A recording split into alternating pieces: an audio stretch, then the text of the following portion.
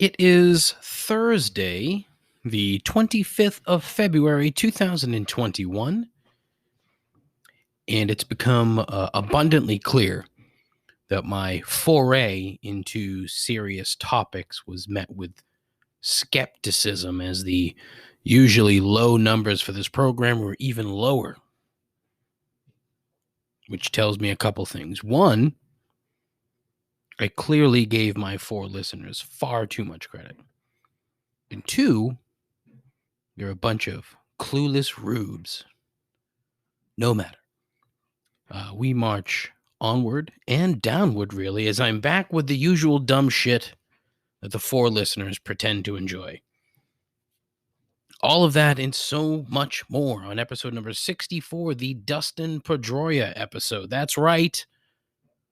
Old Dusty Two Sacks wore 64 during his call-up season in 2006. So, yeah, he was a grinder. The kid had balls, right? Balls. Ton of fun to watch because he played hard. He was good.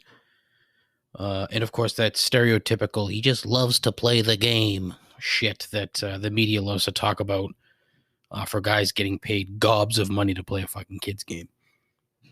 But seriously, he was a very good player. The 08 season, of course, was his best, having won the MVP. Led the league in hits and doubles. Remember doubles? Doubles used to be a thing.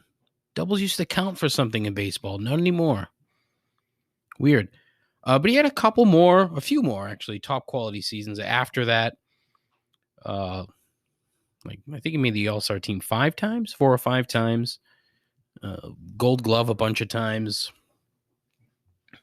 Played. I mean, look, he fucking played his ass off. And that's probably what cost him. But it was really Manny Machado, that fucking snake that ended it with spikes to the knee trying to break up a double play. But he did come back twice after that, which was admirable. Dumb, but admirable. After doctors said that he couldn't play. So that's that. He seemed like a decent enough guy. I don't really know. I mean, you don't know any of these guys, really. So you can't say, oh, he was a nice guy. You don't fucking know that. He kind of strikes me as a nice guy, but what can you do? The Red Sox spring training schedule starts on Sunday, and no one around here seems to give a solid shit about it. Feels like the 90s all over again. Early 90s. I should do a whole show about how awesome the fucking 90s were. Maybe episode 90 later this year. Fitting. It's a big market tease for you. This is Complaints and Observations. The greatest podcast hosted by someone who knows so precious little about almost everything. A journey into the mediocre mind of an exceptionally average person. This is Complaints and Observations with Dave LaPointe. Who the hell is Dave LaPointe?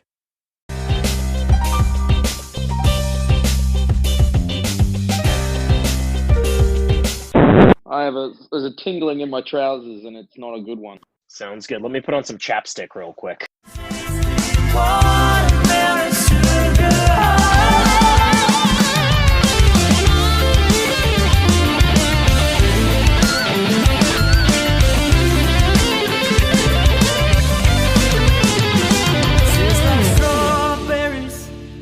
On a summer evening, and it sounds just like a song.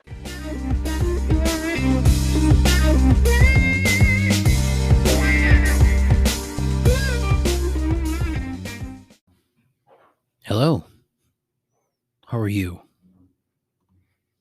Seriously, how are you? I'm curious. I would like to know. How are you? You doing okay? You feel good? You feel all right? Yeah? I mean, if you said no, I'm sorry. But if you said yes, I'm with you. Right at this minute, I feel fucking great. Just putting that out there. I feel fantastic. I am little more than a month away from my 43rd birthday. I'm a fucking old man. Not really. I got a long way to go, hopefully. Knock on wood. I feel terrific. Honestly, this is the best I've felt in a long time.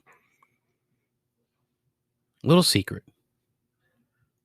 I am currently down 17 pounds. I'm killing it. Fucking exercising every day. Eating good.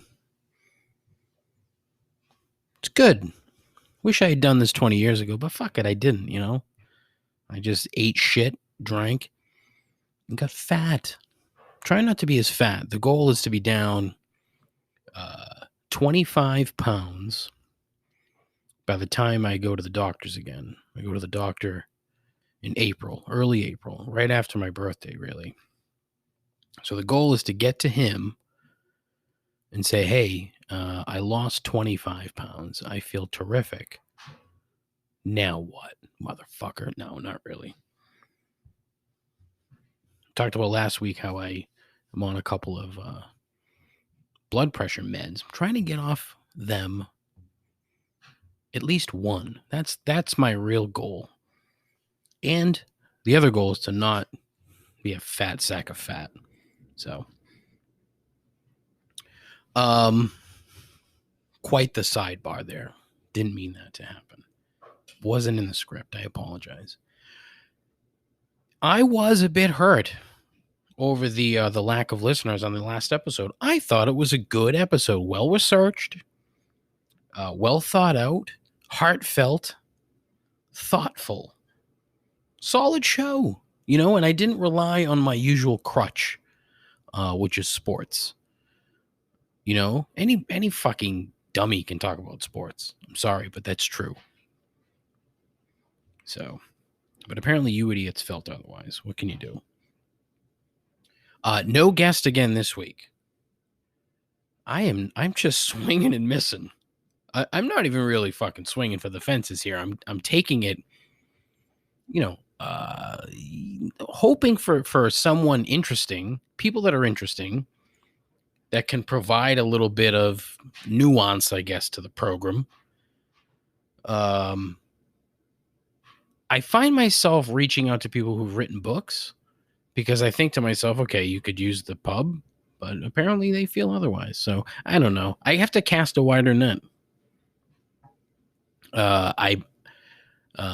Faux associate producer Dave. I don't want to call him faux. I mean, he's the closest thing that I have to an associate producer. So Dave, thank you as always.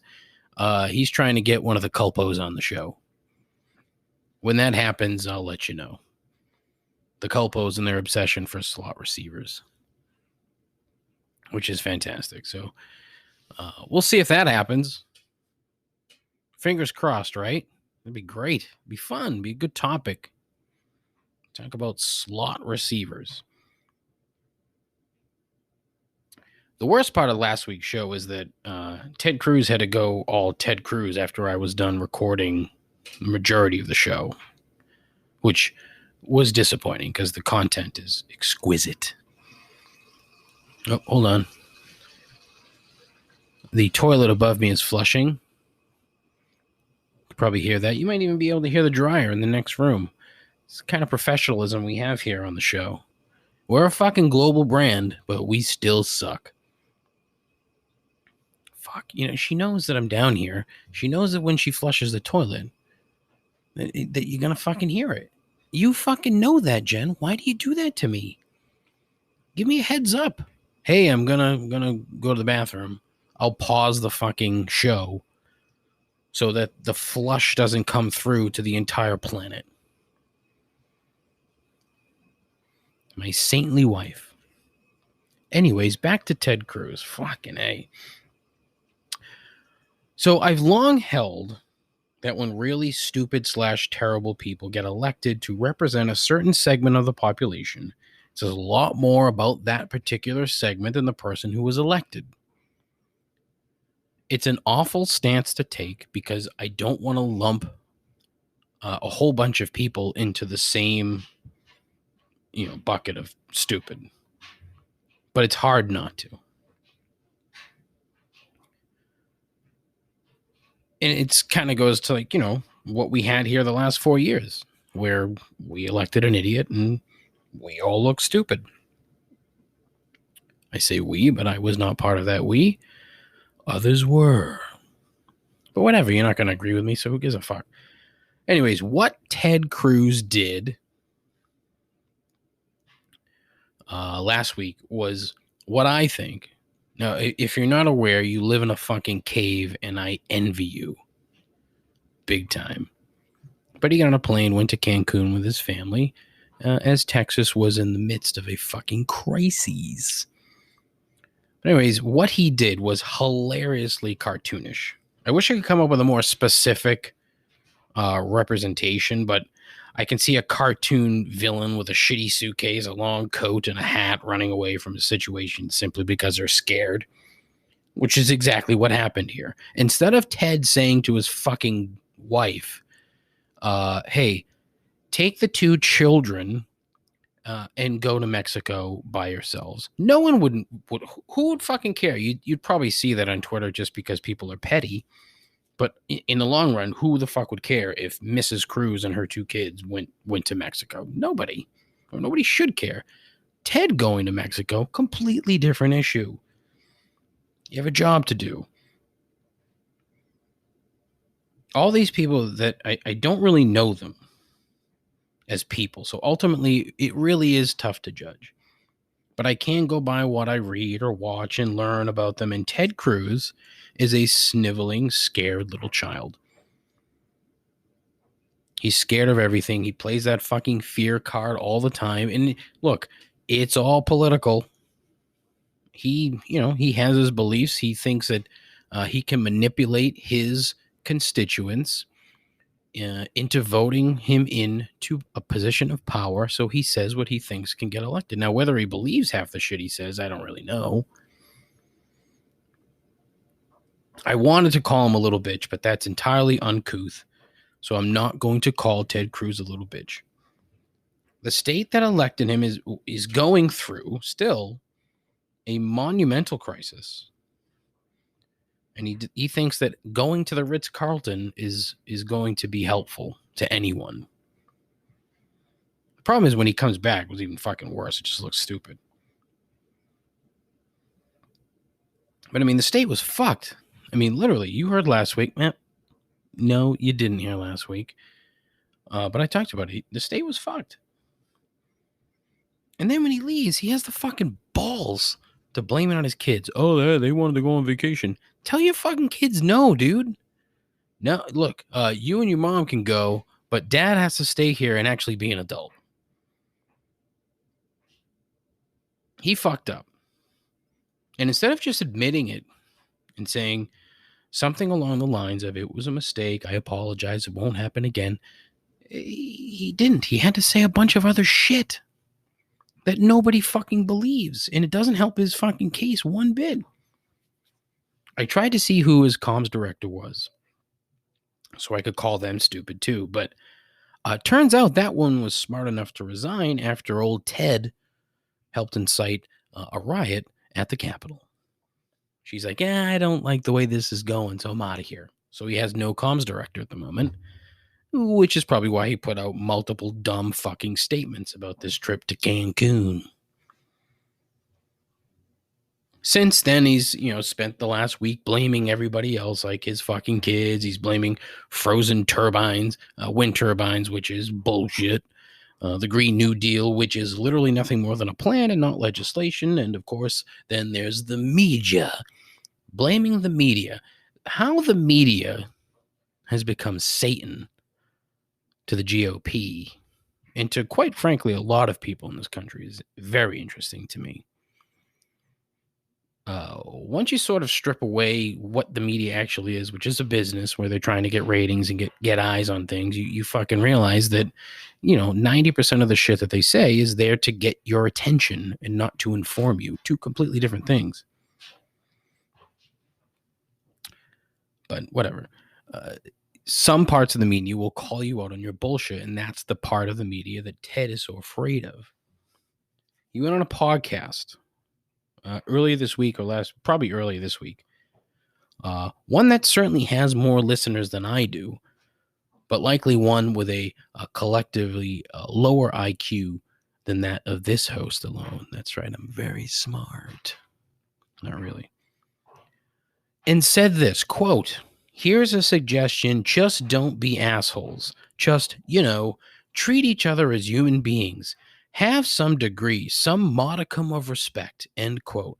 I'll give you a second to rewind and listen to that again. Go ahead. All set? That's right. He actually fucking said, quote, "Treat each other as human beings," end quote. As if that's not the exact fucking opposite of what he just fucking did.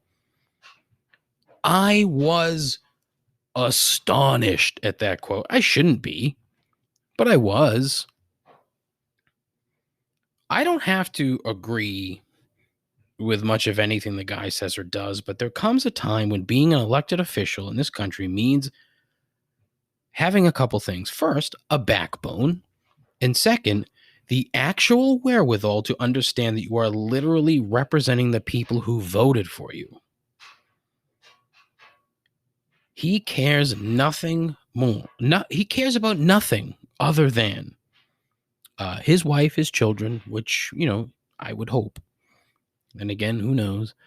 But he also really loves Calgary native Raphael Edward Cruz. And it shows on an almost daily basis. The hearings the other day on the Capitol riot where Congress is listening to testimony by the officers on this that were in charge of the Capitol Police, and he's fucking sitting there texting on his phone. It's like, man, put your fucking phone away, Kids working at McDonald's can't sit there and fucking look at their phone while they're working. But this fucking shitbag can sit there and text God knows who, like it's no big fucking deal. He also hates avocados, apparently. What is that about? Seriously. But honestly, fuck that guy. Look, Ted Cruz is not stupid. Let's be real. He's not stupid. He's just a completely clueless fucking asshole. Just got a notification on my phone that I have a new follower request on the Instagram. So I check it. I'm excited. Oh, great. Yeah, a new follower. Would have been my second new follower of the week. So I got pumped. I'll tell you about the first one later. But the second one, turns out it was just a spam bot. And I find these hilarious. I might be the only one, but I find these hilarious. So the name on the account, Helga Taylor. 0 posts, 1 follower. She's following 132. I say she, but I don't really know if that's accurate. But the bio, boys lover, then a German flag, enjoy flowers, and then it's an emoji of the number 18 with a line through it. I don't know if that means, hey, if you're under 18, I don't care. Ha ha ha ha. And then it says go chat. Like, if you're trying to fucking rook people into clicking on shit, don't you want to offer a little bit more than that? It seems a little weak. My problem with spammers, no effort. But they must be doing something right. If they keep doing it, clearly something's working. So Godspeed, Helga. Hopefully things work out for you. I had a bunch of shit that I wanted to talk about. But I didn't want to sit here all day and talk about all this shit. So I've put together a sort of rapid fire format. Here we go. The bomb squad in Butler County, Ohio was called in earlier this week to take a look at a suspicious bag left in front of a church. They discovered that the, quote, bomb, end quote, was actually a cat and her one-day-old kittens. Tiger Woods, y'all, was involved in an accident on Tuesday, which left him with serious lower body injuries, including a broken leg and a broken ankle. The rod in his femur and the screws and pins in his ankle will probably mean his professional golf career is over. Career? You dummy? Good thing I'm not a doctor. Rollerblading cops. That's right. Karachi, Pakistan police unveiled its newest weapon in its effort to stop crime. Dudes on rollerblades carrying Glocks. No, I'm dead serious. That's a real thing. I give it about 90 days before one of these fruit-booting assholes blades over a rock and shoots a pedestrian. NASA landed another rover on Mars, broadcast photos almost instantly, and released sound, actual fucking sound from Mars on Monday. Sound from Mars! How fucking incredible is that?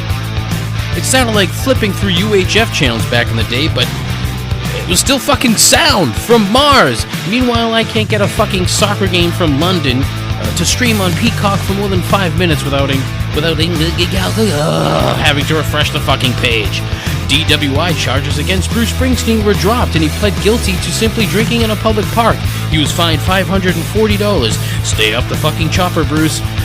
Daft Park broke up. Daft Park? Nope, Daft Punk. Am I supposed to care about that? Seems a lot of folks in the Soch were upset about it, but I don't understand the appeal of the entire dance genre, so yeah. And finally, Tucker Carlson is fucking dead from the neck up.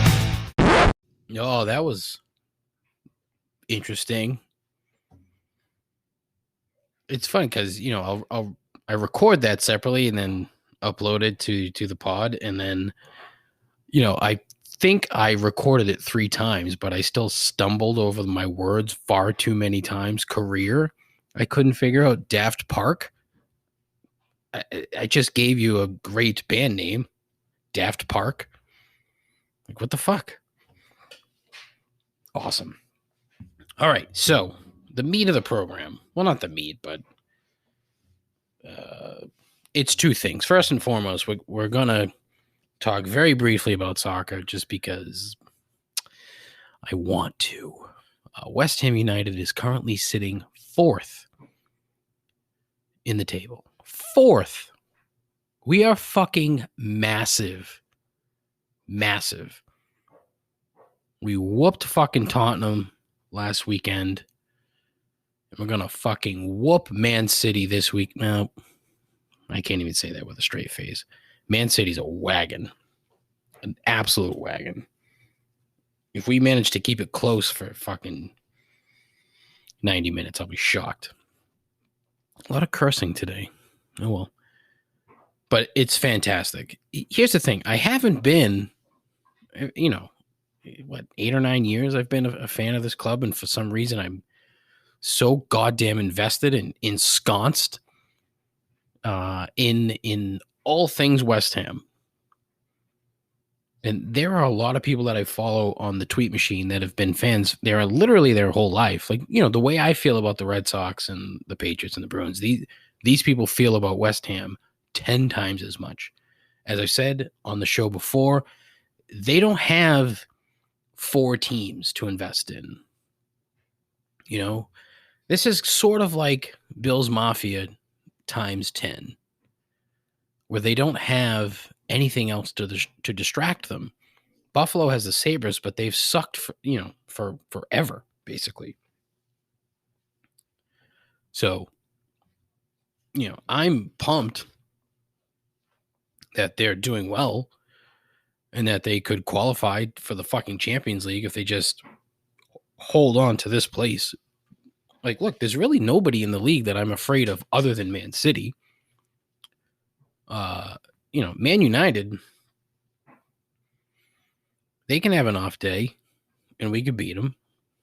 Leicester, please, get out of here with fucking Leicester. Chelsea, get the fuck out of here with Chelsea. Tottenham, we've already proved, get the fuck out of here. Even Liverpool. Liverpool beat us, but we beat ourselves in that Liverpool match. And you see the way Liverpool's been. They're playing like dog shit. John Henry's roosters are coming home to roost. That's not even the right phrase, David. Fucking idiot. Speaking of idiots,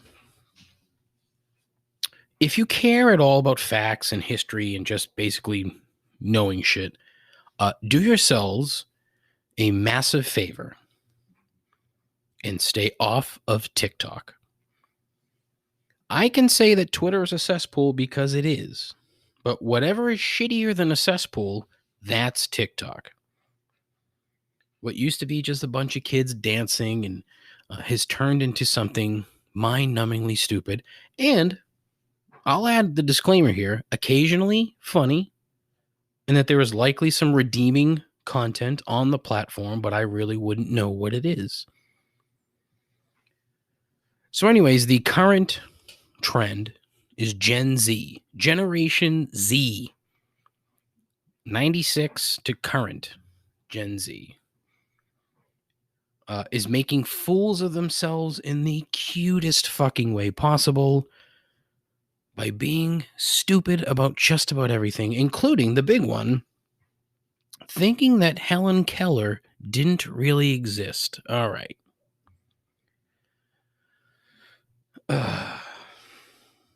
The problem is you can't just say, yes, she did, because,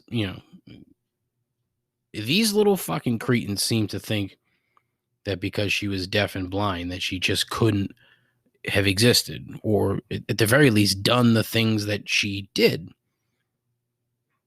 Here's my thinking, okay? Helen died in 1968, so it's not like she lived during a time when rational thought wasn't readily available like 2021. So proving her to be a fraud of some kind likely would or could have been done long ago. If you want to say that she was a prop by her teacher, all right, I can probably give you that. Or some of the stunts that she did probably staged, you could certainly make that argument. Saying that she flew a plane by herself, I don't really think that was possible. No offense to Helen. I mean, unless it was a specially modified piece of equipment, in which case, okay, fine. If you want to say she was a Marxist, sure. And give you that too. She was famously far left. Big supporter of 5-time presidential loser. User? Ugh. Eugene Debs. See, I wanted to say user, knowing full well Eugene was coming up. So loser, user, Eugene. Yeah, it doesn't work. She also, and I didn't know this until yesterday, she was the co-founder for the fucking ACLU, of all things. Massive workers' rights advocate while being deaf and blind. Crazy shit. My overall point is kids these days, get off my lawn, can't seem to grasp the concept that someone would rise above a disability to achieve a life of greatness, more or less. And so now you have these kids whose life is spent staring at a screen constantly. Now, the progression of screen starers, try saying that 5 times fast. The progression of screen starers through the years, 50s, 60s, 70s, 80s, the generations have come. There's been progressively more screens. And look, I'll admit I'm guilty. I have to fucking stare at this goddamn computer all fucking day, and I hate it. I hate it. And then, you know what I do? Because I have the attention span of a fucking gnat, I'm staring at my phone all the time when I'm not staring at the fucking computer. And then when I'm not staring at either of those, I'm staring at the fucking television. However, these fucking kids, they got a screen in front of their face at fucking 6 months. It's just fucking staring at phones, staring at tablets. And then if you take it away, they fucking cry. So now all of their learning comes from these platforms, TikTok, YouTube, whatever. School? You're going to, don't try to fucking tell me that remote learning is a big fucking problem for these kids when they stare at these fucking screens and learn shit all day long. That's just me. That's my opinion. But what the fuck do I know? It's bound to happen, okay? And there's hundreds of thousands of these videos with hundreds of thousands of views for these horrifically dumb things, and it's not going to help the situation at all. TikTok even went so far as to remove some of them, saying that they were, quote, ableist, end quote. But there are still about 88,000 videos on TikTok with the hashtag Helen Keller. And, the shit that's on there is just ignorant little fucks, being ignorant. That's what social media is, ignorance. Problematic for a number of reasons, but there are, like I said, a ton of videos, not just on TikTok, but YouTube, Twitter, MyFace, whatever these kids, wherever they can be ignorant, they're going to find a way to be ignorant. I saw one the other day on Twitter where a teacher posted a video of himself having a conversation with kids, and they didn't know who Hitler was. And then one girl said Helen Keller didn't exist. They also didn't know what Pearl Harbor was or what D-Day was. Now, is this the fault of our overall education system? I would say so. Is this the fault of parents who don't fucking pay attention to what their kids are learning? I would say so. I mean, the Pearl Harbor thing got me. It's like, there's a fucking holiday on the calendar for Pearl Harbor, for Christ's sakes. And then I thought, wait a minute, do kids even fucking look at calendars? Do they even know what a fucking calendar is? Who the fuck knows? The thing that gets me, and the thing that I find odd here, is that I honestly, I don't know. I can't fucking, again, the fucking phrase of my show should just be, I can't wrap my fucking head around it, because I can't.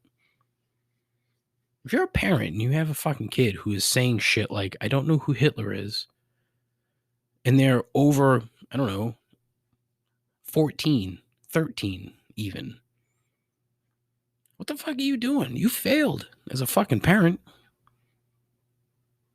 Like, are you that fucking shitty kid that you can't pay attention to probably the most important event in the last, I don't know, 300 years?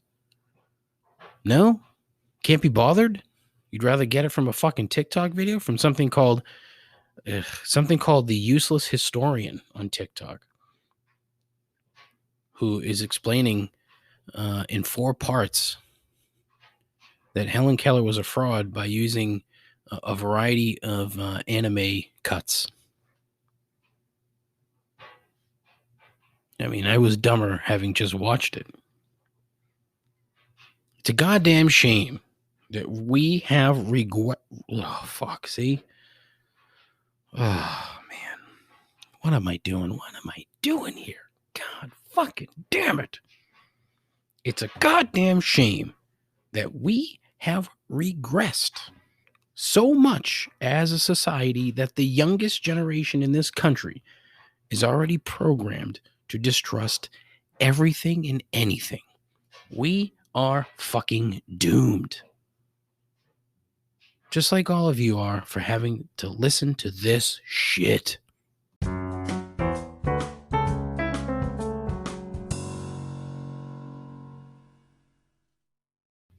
All right, so as it is Thursday, it is time for 3 gripes.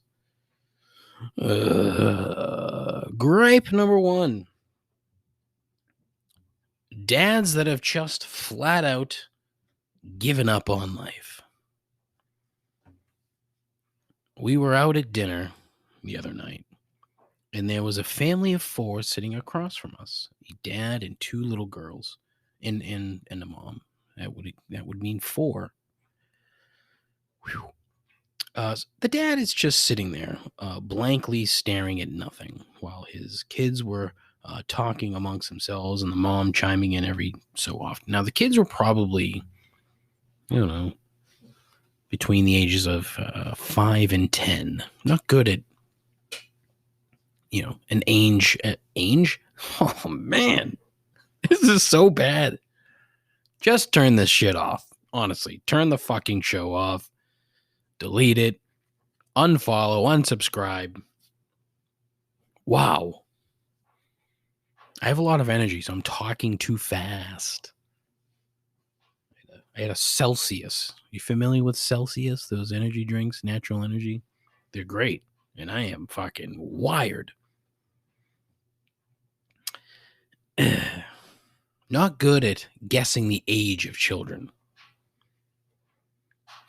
And so the children are, talking to their mom. Mom's chiming in every now and again. He's wearing like an old hoodie and then something akin to sweatpants. I'm not entirely certain what it was. There was a logo at the bottom of them.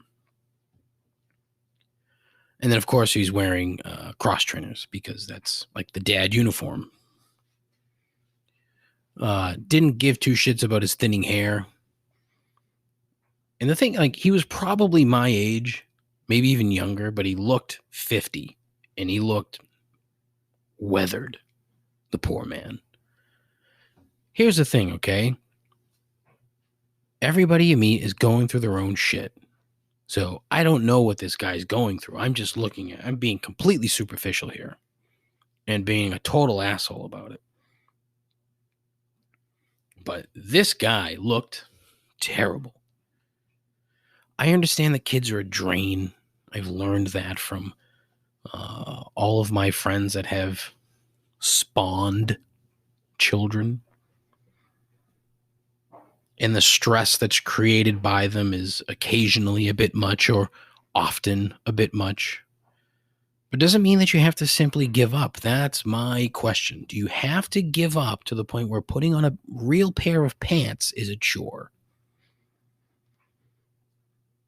And from the outside, it just appeared that this guy has just given up. He ate his food, maybe said 2 words to his kids, and sat there miserably. Now, while I was eating or while I was talking to my wife, perhaps he was engaged in far more energetic, discussion or activities or whatever, but I doubt it. It could be that his children have just drained him of his will to live, but perhaps his wife is a miserable twat, and that's the problem. Who knows? That's the problem with assumptions, But again, I'm just simply judging the book by its cover. And from the handful of dads that I know, a few of them have gone down this road where they just don't seem to care.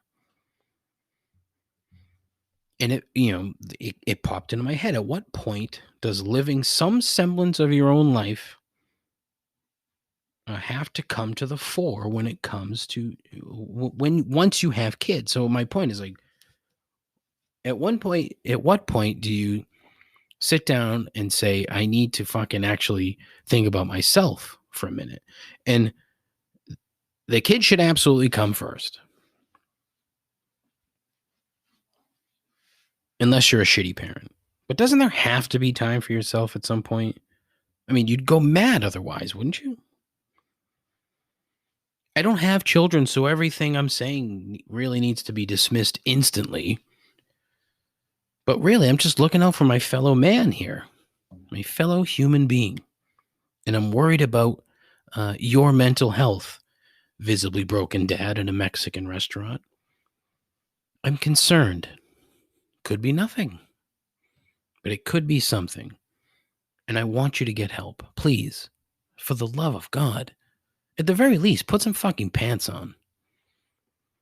Don't go out in public wearing sweatpants. Just don't do it. I don't give a fuck what your wife says. I don't give a fuck what your kids do to you.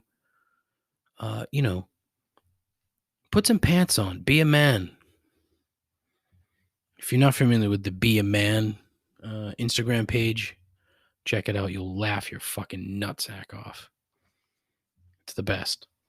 Also the best, free ad, Fiesta, Mexican restaurant, East Bridgewater, Massachusetts. The best. Not the food. The food is fine. It's just average, okay Mexican food. But staff is great. They're fucking efficient, which I love. Gripe number 2. Sending a text message to the wrong person. Holy shit. The potential for outright catastrophe here is off the fucking charts. I've been really good about it, as far as I know, for about the last 6 years or so. And I say that because I can visibly remember the time that I really fucked up. There was an event at a previous job I had. I'd call it a job. I'm air quoting. Worked for a baseball team down in Plymouth. And we had an event. The event was my idea. It was quickly stolen from me, which pissed me off, but that's a story for another time. And a text came in from someone else associated with the club who wasn't at the event, asking how the event went. I thought that it was only sent to me, so I went ahead and just fucking slammed the owner, saying a bunch of shit that was true, but, probably shouldn't have been said. But turns out I was not the only one on that text chain, and boy, oh boy, was that other person not happy. Looking back, it was funny, but boy, did I feel like a fucking shithead for a minute. Literally, though, just a minute. I picked myself right up and like, wait a minute, what the fuck do I care? This guy's a prick. Not the guy in the chain, though. He was an okay dude. Anyways, in the last couple of weeks, I sent a text to my mother that was meant for my wife and vice versa. Nothing more than, one was a good morning that I send to my mother every day. The other one, I meant to send to Jen a text about the contractor coming. I sent it to my mother. No big deal. But wow, it got me thinking, like, dudes that fucking sneak around on their wife and then, keep all the communication on the same fucking telephone. Whew. Yikes, dude. I mean, you're risking a lot. Guys can't sneak around on their wives because they're incredibly dumb. And you're going to fuck up by doing something even dumber, like sending a text meant for your mistress to your wife. It is just, the text communication is fraught with potential catastrophe. Like if you misspell a word is another fuck one. If you forget a word, if you leave a word out. I remember sending an email a long time ago to a girl, and I left a word out. I want to say the word was not. And I know for a fact that that's what I wanted to put in the email. But as you can tell by the way that I talk, the words in my brain tend to move a whole lot faster than the way that they can be conveyed. Same thing with on a keyboard. I'll skip words all the time. And boy, was she not happy. Yeah, that didn't work out. That little relationship, if you will, didn't work out. Not because of that missing word. But listen, it's the same thing. And I don't mean to just say that it's just dudes messing around with their wives. It's wives messing around with their husbands. You could be, although I would imagine that wives are smarter than to do that, than to communicate with their lover via text on the same phone that they could accidentally text their husband.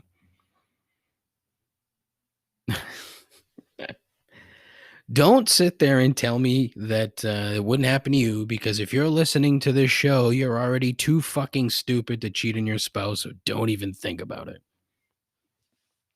Gripe number 3, slow cashiers.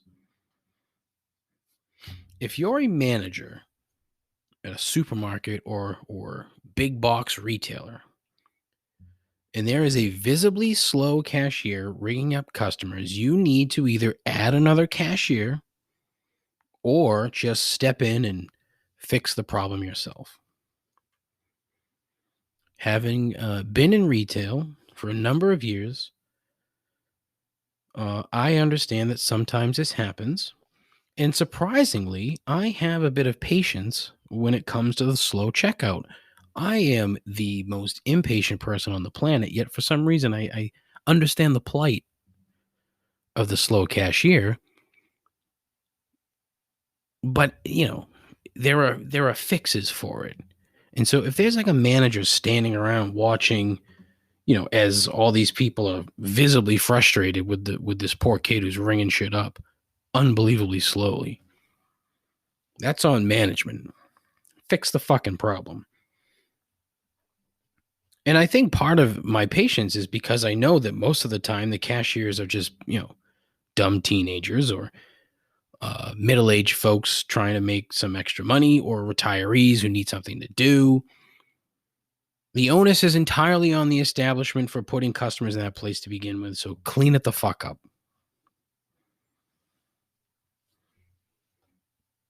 There's no excuse for it. You can blame the actual cashier if you want. Feel free, but you're just going to make the poor kid feel like shit.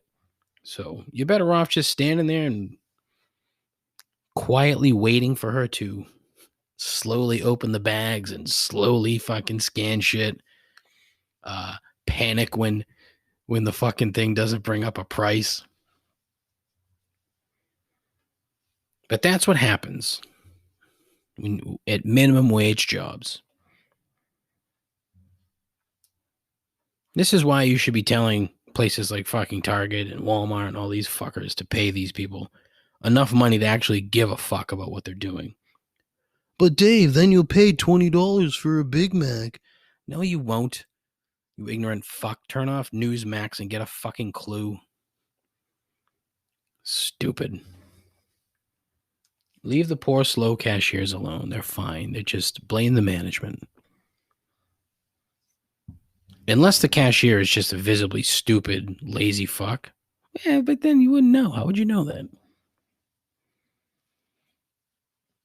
If they're flaunting their slowness, then you can get mad. If they're just doing it to be an asshole, get pissed. All right, that's it for the show. Thank fucking Christ, huh? You didn't get this far anyway. I've seen the stats. Most of you turn the shit off like 4 minutes into the show. Like you hear the kick-ass intro and you're like, oh, that's all I need. That fuck you, Dave. I know how it is. I'm not stupid. I can see what you're doing. And quite frankly, it's rude. I have an Instagram page at ComplaintsPod. I have a Twitter page of the same name at ComplaintsPod. Check them out. Follow them. Interact. Call me. 617-65-RIP-'em. Send me an email. showmail@complaintsandobservations.com. I have a Facebook page, but fuck Facebook. I have a YouTube page. I'm too lazy to do anything with it. If you want to be on the show, let me know. If you know somebody that wants to be on the show, let me know too. Tell your friends. Here's a new one, and I just remember this. I'm fairly certain that associate producer Dave's mom has just followed me or followed the show on Instagram, and I'm fucking thrilled by it. Hashtag tell your mom. Like, tell your friends clearly isn't fucking working. Maybe I'll just get a bunch of you to tell your mom to listen to the fucking show. Oh, that'd be so funny. My whole audience just a bunch of moms, and all they do is call and complain about my show. Oh, it's fucking beautiful. That would be so funny. Tell your moms, 617-65-RIP-'em. Have them call in, leave a voicemail, and tell me how much my show fucking sucks. Hashtag tell your mom. Oh, that's amazing.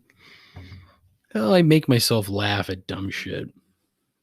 Anyways, thank you for listening to the show. I really do appreciate it. Thank you for indulging me.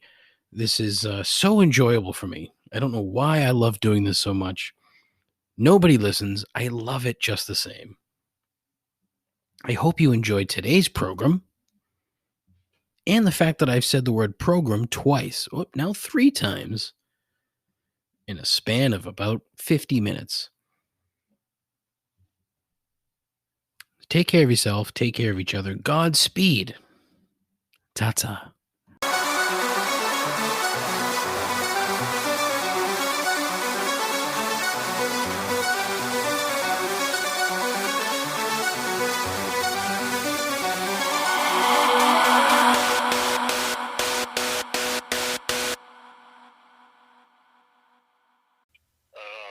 I am without speech. I am speechless.